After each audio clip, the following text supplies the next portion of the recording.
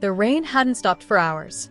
Thick droplets pounded the rusted tin roof of the van as Ethan gripped the steering wheel tighter, squinting through the cracked windshield. Beside him, Claire shivered under her soaked hoodie, hugging her backpack to her chest like a life vest.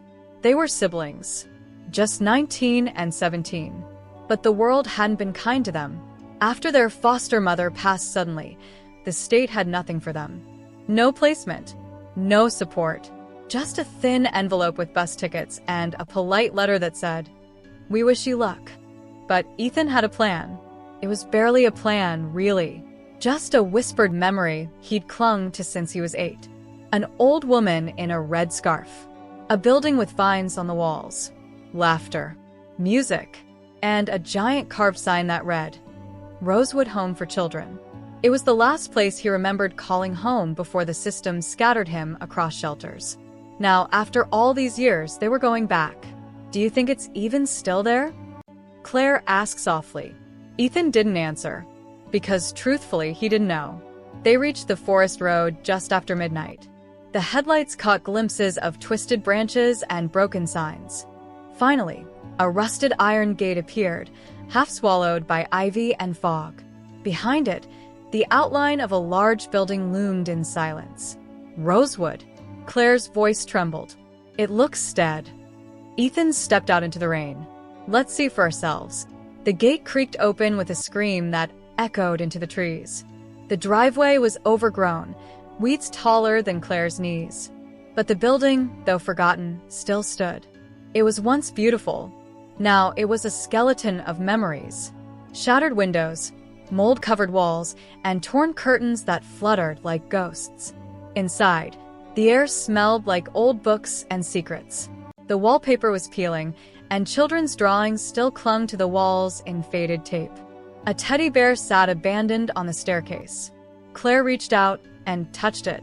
This place, it's like time forgot it. But Ethan noticed something. The dust. There wasn't enough of it.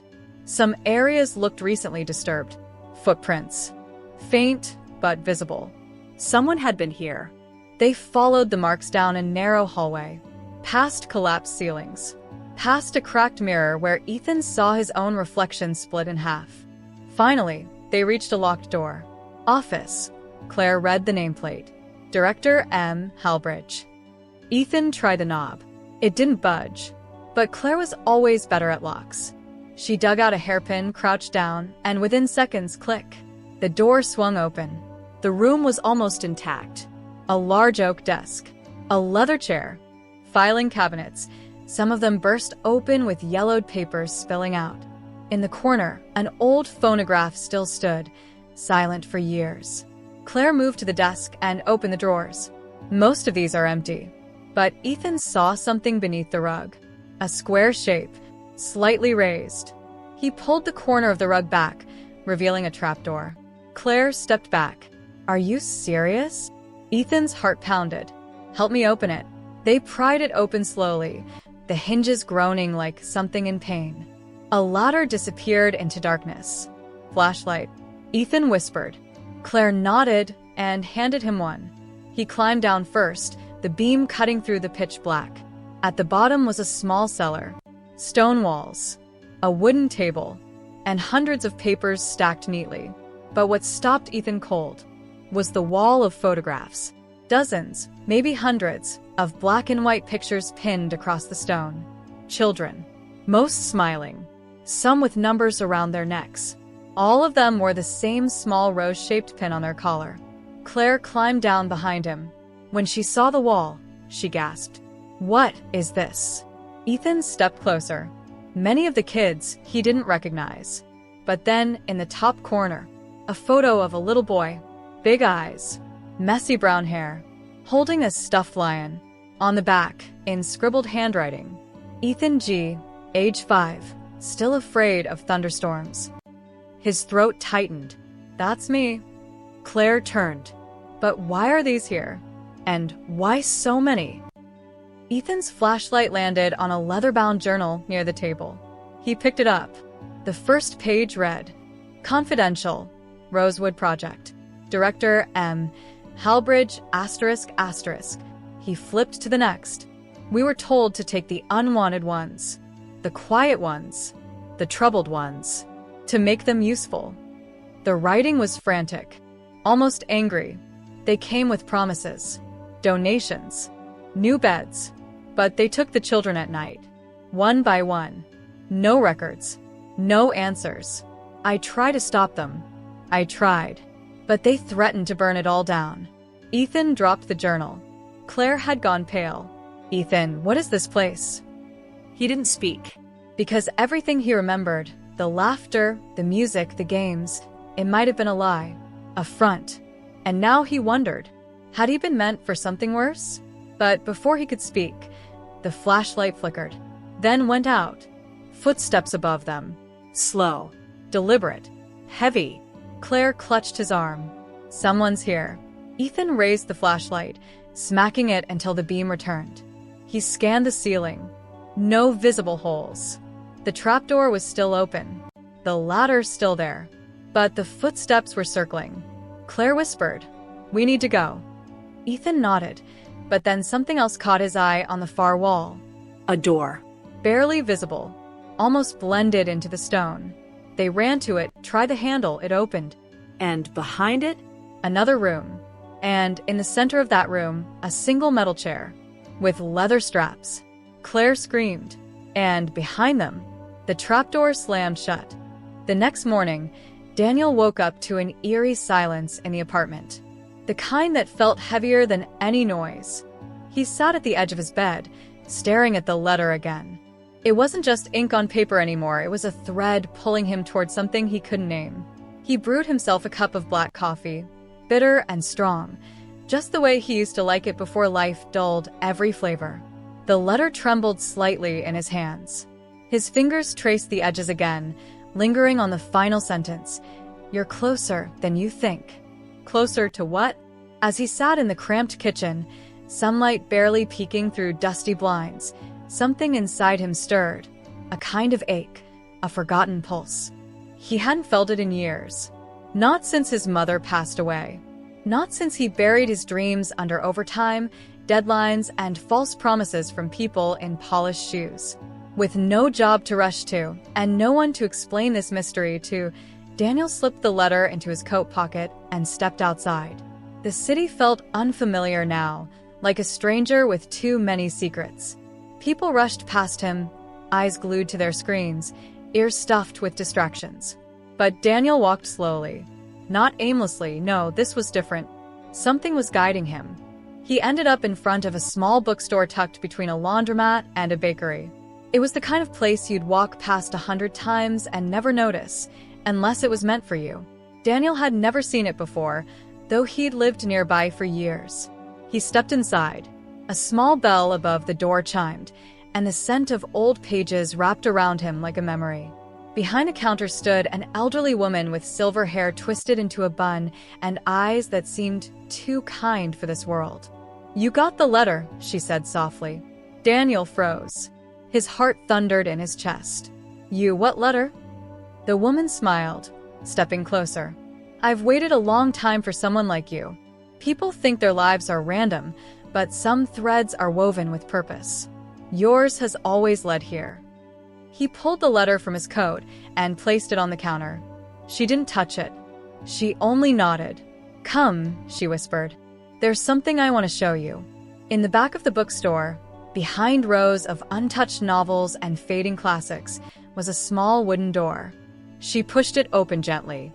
A dim light flickered from above, revealing a room lined with dusty photo frames, yellowed papers, and, strangely, dozens of other envelopes, all unopened.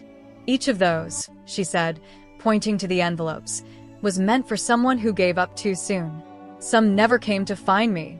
Others did. But none of them were like you." Daniel's voice cracked. "What is this place?" She turned to him, eyes gleaming. "A reminder that the world doesn't run on systems and salaries. It runs on stories, on connections. And your story has just begun." He felt tears welling up in his eyes, confusion colliding with a strange sense of belonging. "But I don't have anything left. I lost my job. I've got no savings, no direction. The woman gently handed him a small leather journal from the shelf. Then write, not for the world, for yourself. Daniel hesitated, flipping open the journal. On the first page, in handwriting that looked hauntingly familiar, were the words, "You already know the way." His mother used to say that. Years ago, when he stayed up late writing poems and stories, dreaming of being an author one day, she would peek in, kiss his forehead, and whisper those very words. He dropped into the old armchair in the corner of the room and let the memories flood him. The stories he buried, the dreams he packed away, all because someone once told him, writing doesn't pay the bills. He had believed them, but now, sitting here, something clicked. What if this was the beginning of something real? What if losing his job wasn't the end, but the push he needed? The woman placed a cup of tea beside him and quietly left the room, leaving Daniel alone with the ghosts of his forgotten dreams. He began to write. The pen moved slowly at first, like a muscle learning to stretch again. Then faster, smoother. Words spilled like they had waited years for this moment. He wrote about the day he lost his job, about the weight of disappointment, about the letter that pulled him back to life. He wrote about his mother, about love, regret, hope. Hours passed. By the time he looked up, the bookstore had grown quiet, and twilight painted the shelves in soft blues and grays. He found the woman again by the register, knitting something colorful. He handed her the journal, unsure what to say. She smiled. You've taken the first step. Now go home, and tomorrow come back. There's more to uncover. Daniel nodded, the journal now tucked safely under his arm like something sacred. As he stepped out of the store, a gentle breeze wrapped around him. For the first time in years, the city didn't feel like a prison. It felt alive, full of secrets, full of stories, waiting. He didn't know what would come next, but he knew one thing for certain. He was no longer lost. The letter hadn't just led him to a bookstore. It had led him back to himself. Mark sat frozen in his car outside the shelter. The engine had stopped, but the sound of the world kept rushing in. His hands trembled slightly, still holding the letter. That one letter had unraveled years of pain and confusion. It was like a match had been struck in a pitch-black room, and for the first time, he could see the dust, the cobwebs, and the shadows that had been there all along. He walked into the shelter. The woman at the front desk, whose name tag read Trisha, looked up and offered a warm smile. "Can I help you, sir?" Mark placed the letter gently on the counter. "I believe this was written by someone here. Or someone who was here years ago. I need to know if there are any records of a boy named Elijah." Her smile faded into something softer, careful, almost fragile. "Elijah," she repeated, typing slowly into the system. "We've had a few kids with that name. Do you have a last name?" "No," Mark replied. "But he was here around 2002, and he had a scar across his right hand." Trisha paused, looking up. "Wait here." A few moments later, she returned with a weathered manila folder. Inside were papers yellowed with time, clippings, old photos, and a tiny crayon drawing that hit Mark like a punch to the chest. 2 stick figures, one taller, with dark hair and a red tie. The other smaller, labeled Emmy. And in the corner, written in messy, childlike handwriting, "Daddy will come one day." Mark's breath caught. Trisha said softly, "That boy used to wait by the window every evening. He told us his father had a red tie and worked in a big building downtown. He believed, truly believed, that one day you'd walk in." Mark touched the drawing with trembling fingers. "I didn't know," he whispered. "I didn't know he existed. His mother and it was one night. I never heard from her again. He was placed here after she died," Trisha said gently. "We tried to find relatives, but the information was vague. All we had was his belief that his dad would come." Mark stared out the window, his eyes glassy. "Where is he now?" "We're not allowed to give out details unless we have proof of relation," Trisha said. "But if you're serious about finding him, there's something you should see." She led him through a quiet hallway to a small office filled with boxes of old belongings. She pulled out another folder, this one newer, and inside was a picture. A young man, sharp eyes, the same jawline, a scar across his right hand. Elijah was adopted when he was 10, Trisha said, by a woman named Angela Peters. She loved him deeply, gave him a home, a family, but he always asked questions about where he came from, about his father. Mark swallowed hard. Where is he now? Trisha hesitated, then handed over a business card. It was simple, black text. Just a name and number. Elijah Peters, founder, Hands of Tomorrow Foundation. Mark blinked. He runs a foundation? He does. For underprivileged youth. Many of them from shelters just like this one. Mark left the building with 1,000 emotions swirling inside him. Guilt, hope, Love, regret, redemption. He stared at the business card like it was a lifeline. Back home, Mark couldn't sit still. The world felt too loud. His apartment too quiet. He finally picked up his phone and dialed. It rang once. twice. Hello, a calm, mature voice answered. Mark's voice cracked. Is this Elijah? A pause. Yes. Who's calling? There was silence on both ends. Then, Mark said the words he had rehearsed 100 times in his head, but still didn't feel ready to say. My name is Mark Reynolds. I think I might be your father. Another pause. And then Elijah laughed.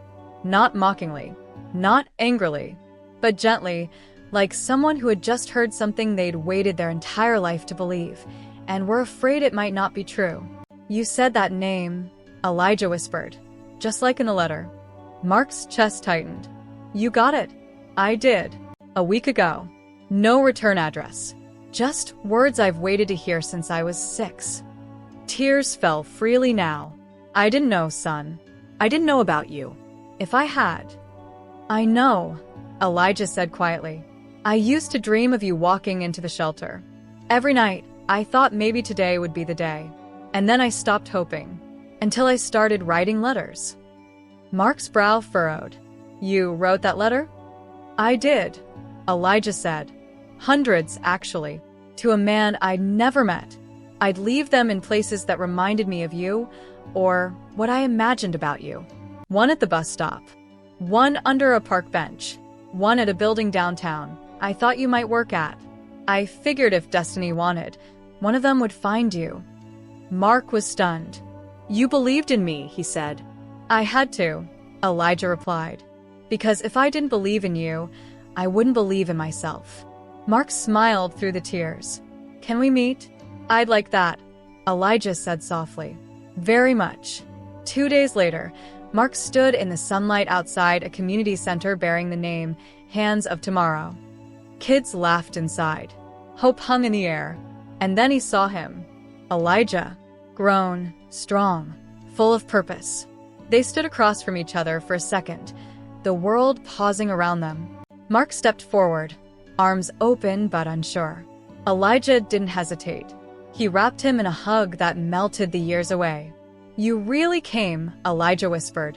Mark held him tighter. This time, I'm not going anywhere. Sometimes, the world breaks your heart just to lead you toward your true purpose. Never underestimate the power of a broken dream. It might just rebuild someone else's life.